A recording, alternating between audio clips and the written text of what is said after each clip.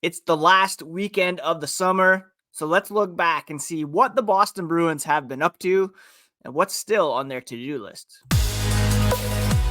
You're Locked On Bruins, your daily podcast on the Boston Bruins. Part of the Locked On Podcast Network, your team every day.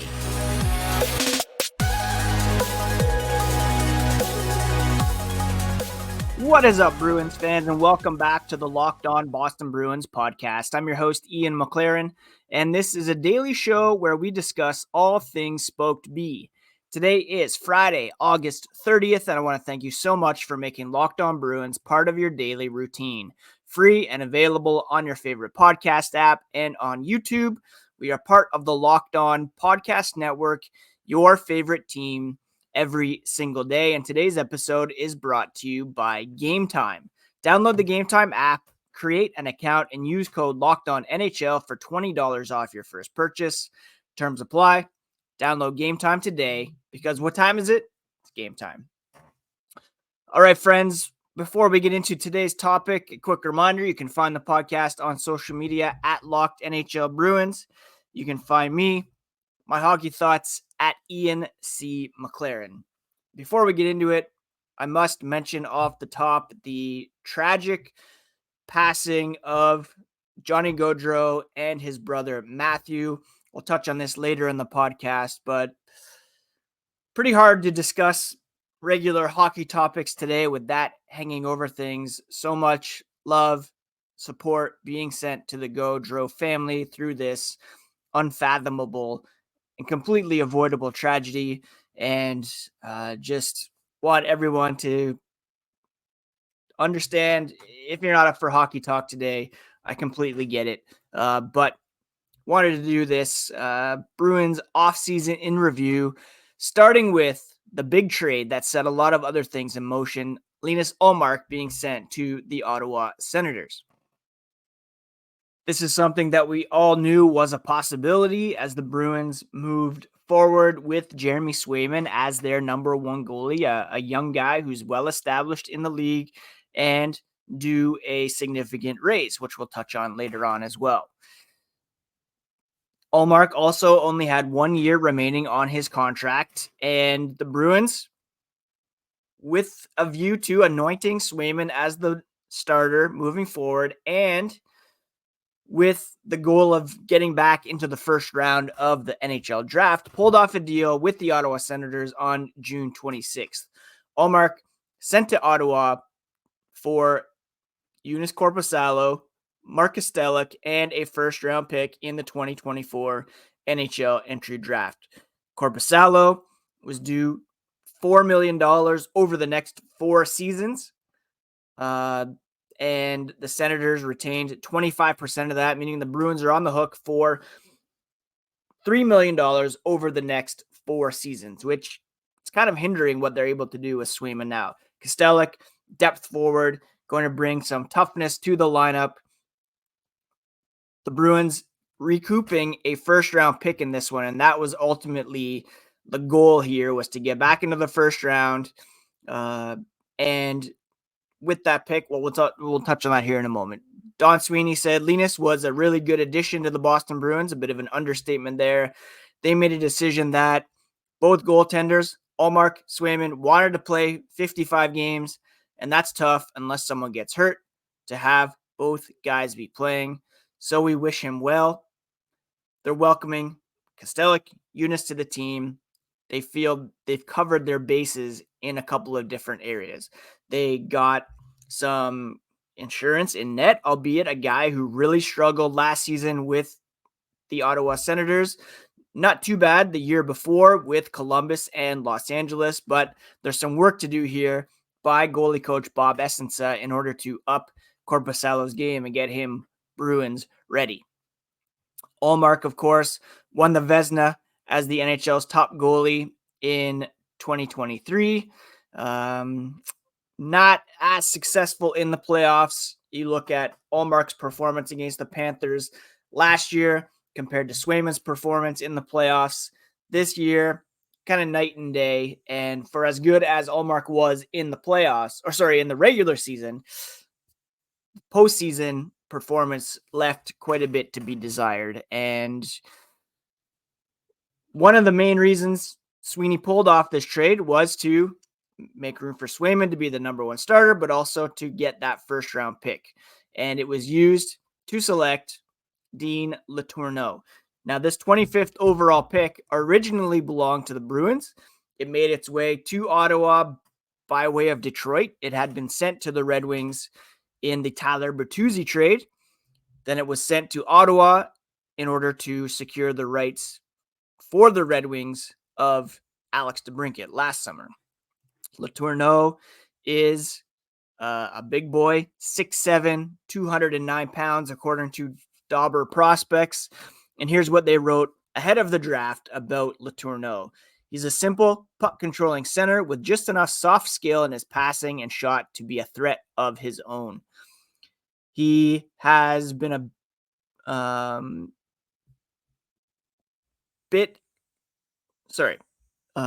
projections have been a bit disingenuous to his offensive upside. There's still plenty of reason to believe there's a good offensive player here. He has a great understanding of positioning his body in transition to protect the puck and is able to find lanes others can't just by muscling people off the puck. There's some concern about the fact that his size, he doesn't use it as much to be strong on defenders who plant their feet and challenge him head on. Not sure if he's a reliable puck carrier at higher levels either, due to his very floaty stride. So he may find himself struggling against back checkers in the future if he doesn't develop his mobility to react and get himself second chances like others his size do. His strengths come from playing simple, mistake-free hockey, and his size is enough to warrant a tangible NHL future, but perhaps more in a limited role. To play the comparison game, maybe a guy more like Nick Bjugstad as opposed to a guy like Tage Thompson. So a lot of development still to be had here for Dean Letourneau, but he was the guy that shores up the center depth, and this is important for the Boston Bruins considering their prospect pipeline is very limited and very small. So they accomplished trading Ullmark, freeing up a bit of cap space, although not a ton, seeing as they brought Kostelic back and took on 75% of Korpisalo's deal. You trade $5 million from Ullmark, you bring back 3.875. Not a lot of wiggle room there. And in my mind, if you were trading Ullmark, it was to shed that cap space in order to sign some guys in free agency, as well as get get Swayman locked up. They did use a lot in free agency, which we'll discuss here as the podcast continues, but the Swayman contract negotiation continues, and that is a real point of contention right now with only a few weeks remaining until training camp.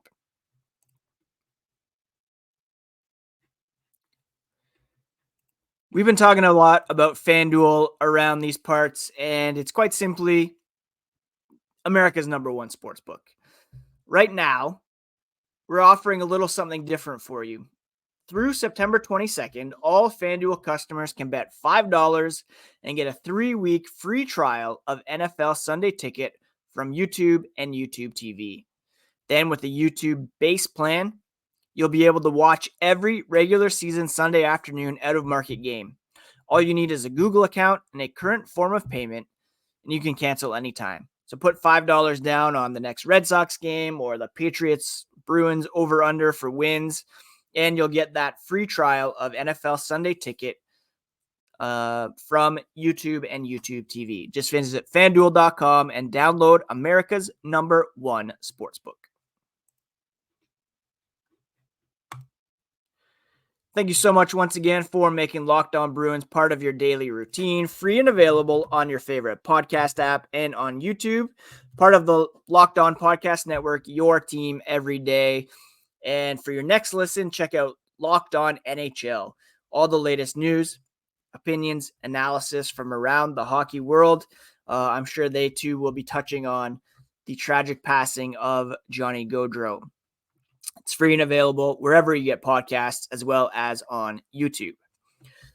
So the first phase of Boston's summer was the Ullmark trade, drafting Dean Letourneau, and things quickly turned to NHL free agency, and the Bruins were very active there, beginning with the signings of Elias Lindholm to a 7-year deal worth an annual cap hit of $7.75 million, followed by the addition of Nikita Zadorov on the back end. He signed a contract that will pay him $5 million for the next 6 seasons. So 2 guys who played together as members of the Calgary Flames.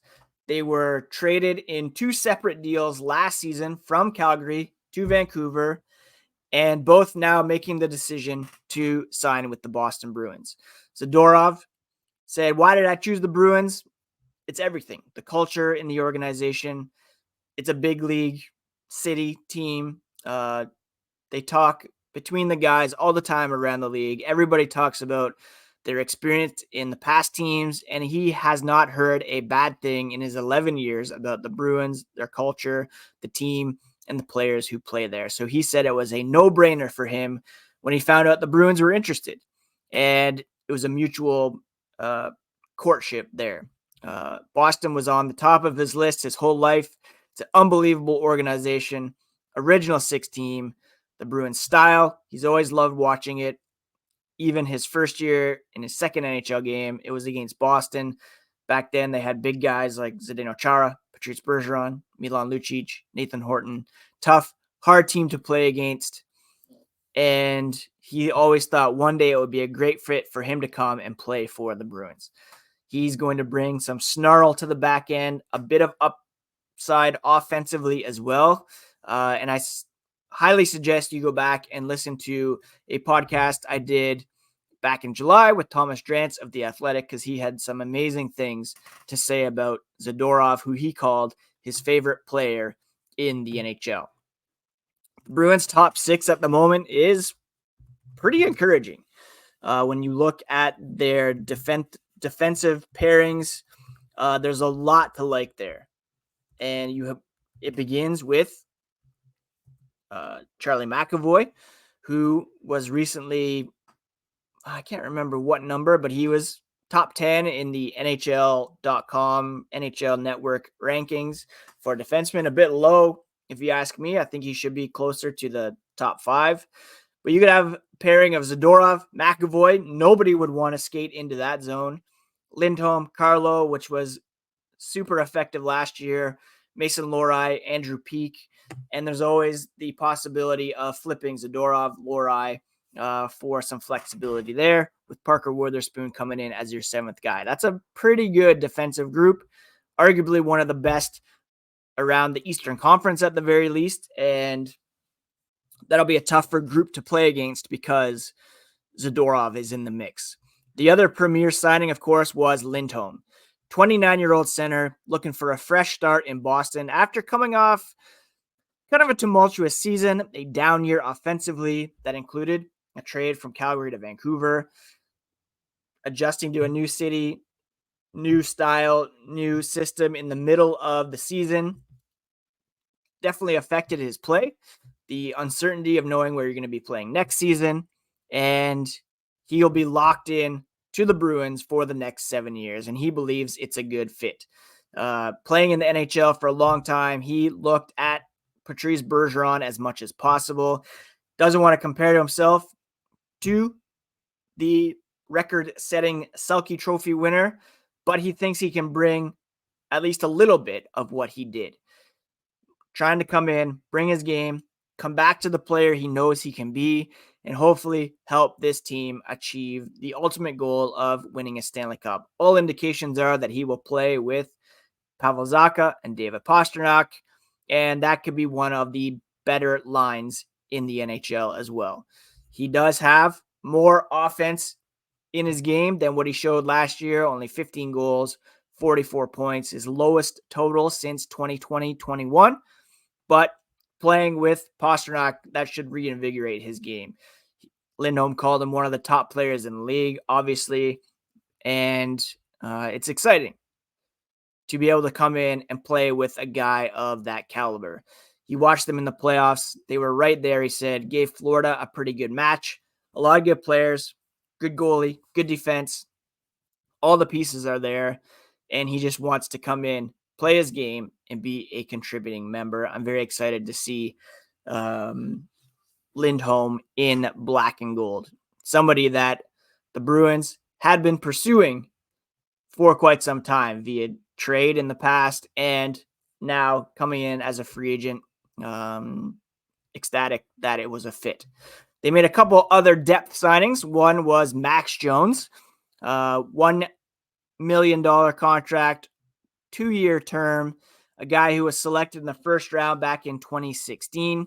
And they'd been talking for a while, maybe Jones coming to Boston via a trade. And it's a guy that Don Sweeney has wanted for quite some time. He's a guy with some energy, some scoring upside, some physicality. He wants to be a big, strong, fast, heavy player. Those are all the things that the Bruins were looking for in free agency. He spent his whole career in Anaheim. Didn't really know what it's going to be like elsewhere, but he talked to Kevin Shattenkirk, former Duck who played in Boston last year, and so much to like about being in the Boston organization. Finally, Riley Tufte. He was also picked in the first round of the 2016 NHL draft. He's a bigger guy, maybe kind of a tweener between the AHL and the NHL. He was teammates with both Trent Frederick and Jeremy Swayman at the World Juniors a few years ago. So he's got some familiarity there. Obviously, the pedigree of being a first-round pick not too long ago, and hopefully he can come in and contribute from time to time at the very least. The two premier signings, though, of course, were Lindholm, Zadorov. Jones, I think, could be an effective bottom sixer. Kostelik coming in there as well. The Bruins really shoring up the forward depth as well as the blue line. The Bruins should be a much harder team to play against here coming up. Now, the one thing that needs to still be taken care of is Jeremy Swayman, and we'll touch on his situation very briefly here one more time before as the podcast continues. It's the last big weekend of the summer. If you're looking to get out there and go to a baseball game or a concert, maybe check out some comedy near you, Gametime is the best place to look. And they have a new feature called Gametime Picks that makes getting tickets for your favorite live events even easier. Gametime Picks filters out the fluff to show you only incredible deals on great seats, so you don't have to waste time searching through thousands of tickets. I love the all-in pricing, no hidden fees, and the views from your seat, so you can get a panoramic view in the app before you buy. All you have to do is download Gametime, create an account, and use code LOCKEDONNHL for $20 off your first purchase. Terms do apply, but again, create an account, redeem code LOCKEDONNHL for $20 off. Download Gametime, because what time is it? It's game time, folks.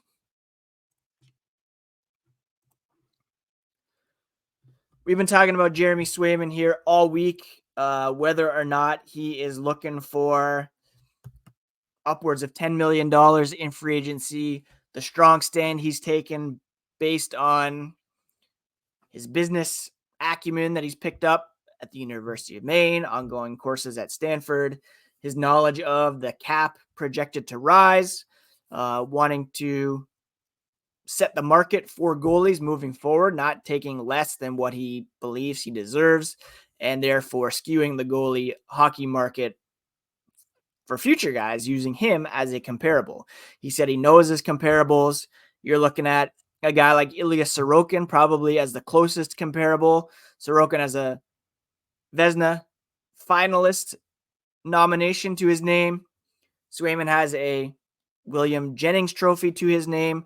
Neither guy has won a Vezina or taken their teams super deep into the playoffs. Sorokin's beginning a contract that will pay him $8.25 million, and he's several years older than Jeremy Swayman. Swayman's entering his prime and is going to be commanding at least what Sorokin is going to be making, probably more than that.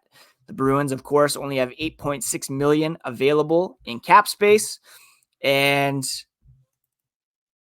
2 days away from September, the Bruins and Jeremy Swayman have yet to come to an agreement. That's the big piece left for the Bruins. They would, and I believe they should, look to add some more up front, some scoring pop.